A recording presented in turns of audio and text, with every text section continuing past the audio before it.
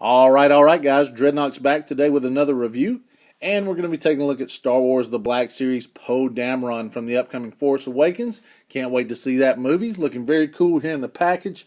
Same thing we've seen before. Nice artwork here at the bottom with his helmet on.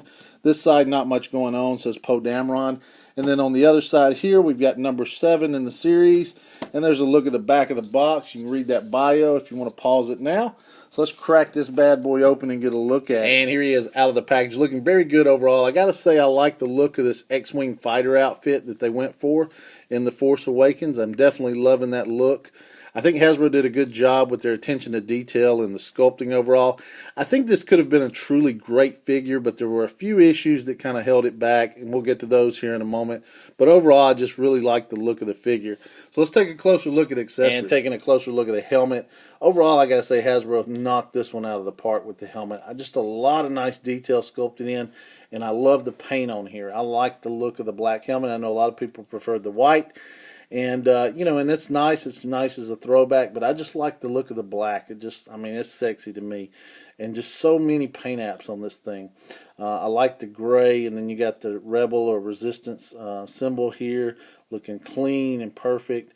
Nice white and red lines down the side. You can see another insignia here in the earpiece here, just looking really good, all sculpted in, a mic piece. Paint gets a little bit sloppy around the mic down here at the bottom. But overall, looks good. Some more writing here, and then on the back, and then kind of a yellowish, maybe white yellowish line here. Some more writing and an insignia. That symbol again. Looks a little bit wonky in there around that ear hole, but if you look at the other side, that is sculpted that way on purpose. The round symbol just doesn't fit perfectly in there. And some more insignia here on the side. It looks like they used that same clear translucent plastic and then painted black over it like they did with the Target exclusive with the white helmet as well. But I think it actually came out better on this one. I think it really went. You see a little bit of crack down in the bottom down there, but some nice red around here. Just looks good. I really like it. Looks good overall. And then here's the first set of hands he comes with.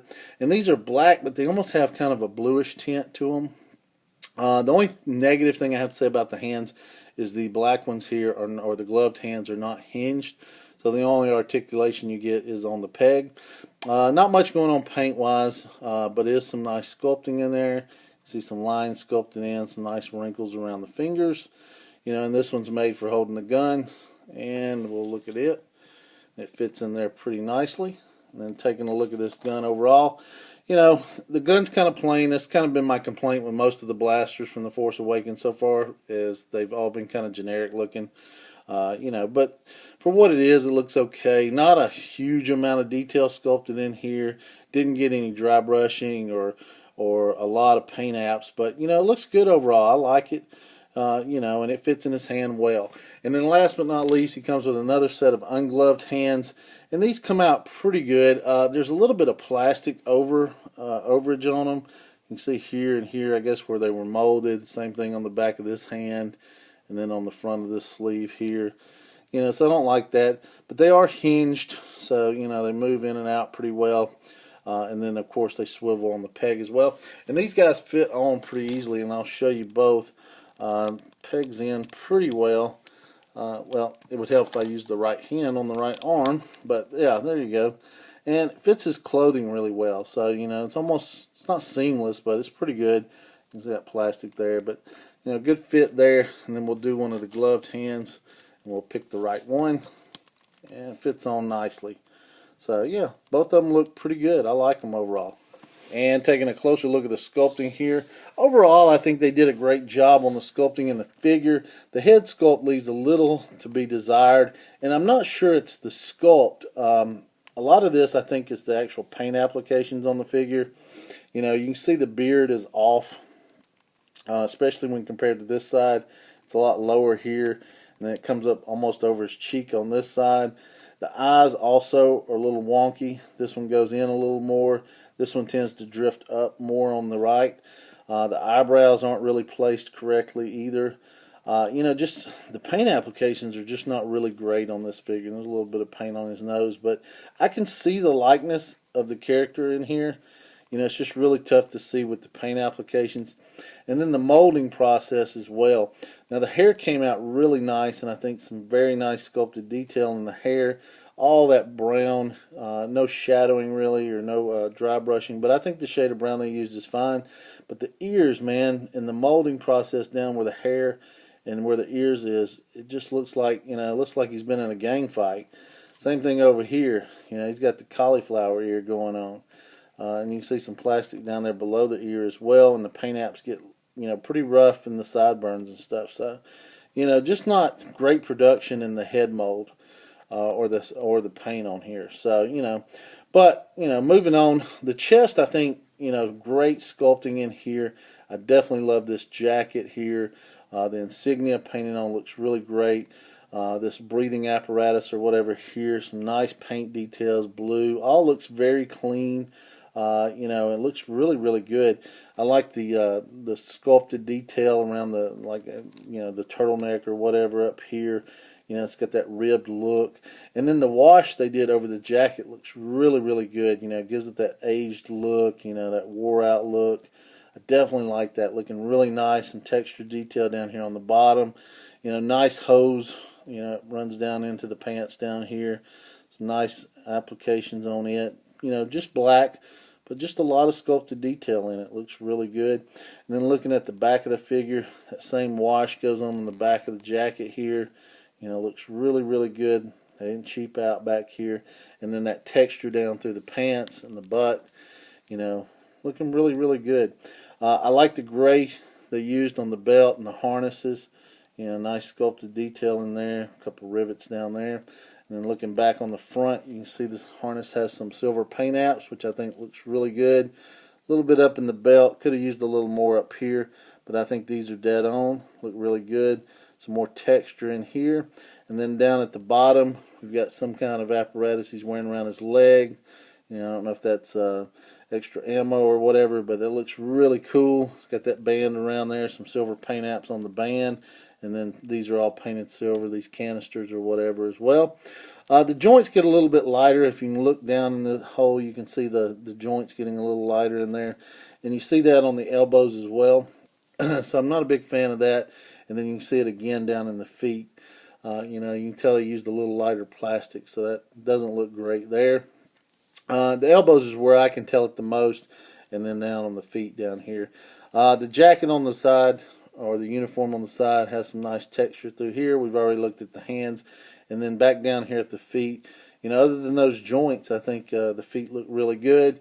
You know, instead of going for the boot looks, they go for the pants coming all the way to the bottom of the feet.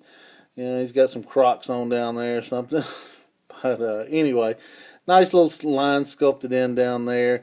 Even some little tread on the bottom. He's got peg holes on the bottom of his feet. And taking a closer look at articulation here, the head movement really stinks on this guy. That's about all you get. A little tilt in there. He does have a hinge underneath here, and if you turn it to the side, you can see it.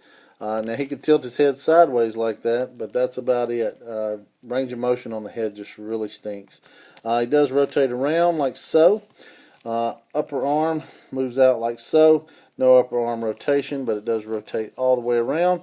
Single jointed elbow that does rotate. And then of course we looked at the hands. These hinge, the gloved ones do not. And then they swivel around as well. It does have some ab crunch, but it's very minute. And then you move back that much and move forward only that much. This is where the rotation is. And then he's got a little bit of pivot on there, more so to the right than on the left. So you can see him lean over like so. No waist rotation at all. It does have upper leg rotations, and it is extremely tight on both the legs. And then the hips will move out. You have to move the straps up and get them to kick out. But they are still hindered somewhat right in here. So that's about as far as you can get them out. It will kick forward, but again, it's hindered up in here around those hips. This one I actually kick out further, like so. Double jointed knees, and these move pretty well, as you can see right there. And then no calf cut. Bottom of the foot has a huge hinge on it. Will hinge all the way up like so, and all the way around like so. So, you know, that's pretty cool. And then doesn't swivel around, but it does have that nice rocker on the bottom. And here's Poe next to his comrades, Ray and Finn, looking pretty cool there. You can definitely see Poe stands over both of them. He's measuring in at only an 1/8 inch under 6 there. Looking very good, though, overall. And here's Poe Dameron compared to Poe Dameron. This is our Target exclusive 2-pack. You can definitely see this head sculpt looks a little bit cleaner than the other one. A lot of people asking if these were the same head sculpts, so let's take a look. And taking a closer look at their head sculpts, these two guys definitely are very similar, in the way they're sculpted, especially in the hair. They look almost identical, but when you get down into the face here, of course they use 2 different skin tones, but the nose is just a little bit different here on our X-Wing Poe. You can see it's kind of curved here, where this one's more straight. And then also underneath the eyes, you can see this one has more of a bags under the eyes look here, whereas our Target exclusive doesn't. Looks very clean underneath the eyes. Around the mouth, they look very similar. This one may have lips that are just a slight bit bigger. But overall, really the only differences are in the eyes and the nose. So I'm almost wondering if they took and tweaked the original X-Wing head sculpt to give us this new one for the Target exclusive. And after about 5 minutes of playing with the hairdryer and some heat, I was able to swap the heads out on these guys and use the Target exclusive head on the X-Wing body. I think that looks very cool overall. I don't suggest doing this at home. I'm willing to risk my figures for it, but it is extremely risky when you're doing it with Black Series figures. These aren't Marvel Legends, guys. These heads do not just pop off. You have to use heat if you're doing it, period. And you still run the risk of breaking the ball joint in here. I've seen several of them break, and I've had one break myself when doing a head swap. So be very cautious if you do this yourself. If you're willing to risk it, though, it is a slight modification to get a much improved figure in my mind. That head sculpt just looks really good there on that figure. And I think it actually, it doesn't match the skin tone on the hands, but it's not far from it. And I think it actually pulls it off okay. And you can always use the gloved hands if you don't like that look. So, a couple options there to get a better look for your figure. Also, I've got the white helmet, which, on this head, the helmets do not fit very well for some reason. So, at least the white one did not. So, you kind of have to force it on. But so you can get that look that everybody's kind of been asking for, that more traditional X-Wing look with the white helmet. There you go. That looks pretty cool. I like it. I still prefer the black helmet overall, but I definitely like this head sculpt better. And here he is with his head back and the white helmet compared to Luke Skywalker here on the left from the first wave of the Black Series. And you can see these guys do not scale in comparison. This guy's much bigger, much taller, and that may be the way it should be in the movie.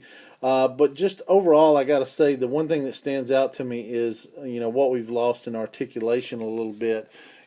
This is a fairly simple pose that I was unable to get this guy in. The gun looks a little wonky because there's no hinges on the hands and it doesn't hold it quite right. Of course, the head, you can't level it out. It's tilted, unlike Luke over here. And then just, the stance itself and his legs, you can't really get the stance right because the way the hips, those balls up there are just way too big to get the hips lined up like this. So, it kind of bums me out that I feel like we've lost a little bit over the years.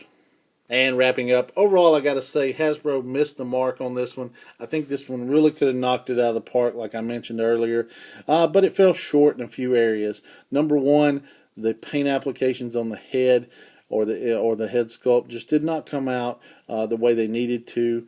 Also, the head articulation is just really limited, and is a problem for me.